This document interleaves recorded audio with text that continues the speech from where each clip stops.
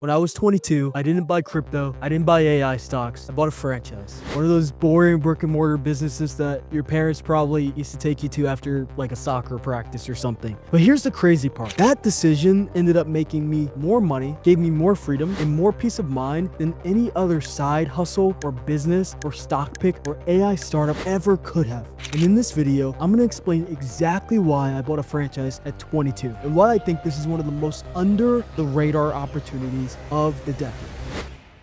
When I was starting out, I thought the only way to make real money was to start a business from scratch. Problem? Everyone's a startup founder now. Building apps no one uses, digital companies that kind of just scam people, and chasing funding while burning out. I didn't want that. I wanted cash flow, something predictable, something tangible, and recession-proof. So I started researching. Late nights on Reddit, talking to franchise brokers, calling existing owners, and what I discovered shocked me. Over 92% of franchise owners are still in business after 5 years. Compare that to startups, where half fail before year 3. That one stat flipped the switch in my brain. I realized if I wanted freedom, I didn't need to reinvent the wheel. I could buy the wheel, one that was already rolling. So at 22, I bought a franchise. It wasn't glamorous, it wasn't techie, it was ice cream. We signed the lease in September, gutted the whole place, trained a team, and a few months later, we opened our doors. First 6 months, we did over $500,000 in sales, not even including our DoorDash sales.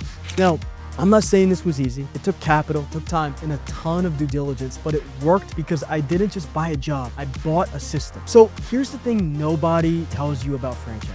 They're designed for investors, not operators. Most of them already have a proven system, they have brand recognition, and SOPs for every problem that you'll ever face. When you buy into a good franchise, the incentives are aligned. They only make money when you do. And unlike most boring businesses, you don't need to be an expert in HVAC or roofing or car washes to succeed. You just need to be coachable and willing to follow a proven playbook that already works. That's why big money private equity firms, celebrities, ex-athletes are pouring into franchises right now. Shaquille O'Neal owns hundreds of them. KKR, Blackstone, and other investment giants have been quietly buying up franchise brands for years because they know what most people don't. Consistency is greater than hype, and cash flow is greater than clout.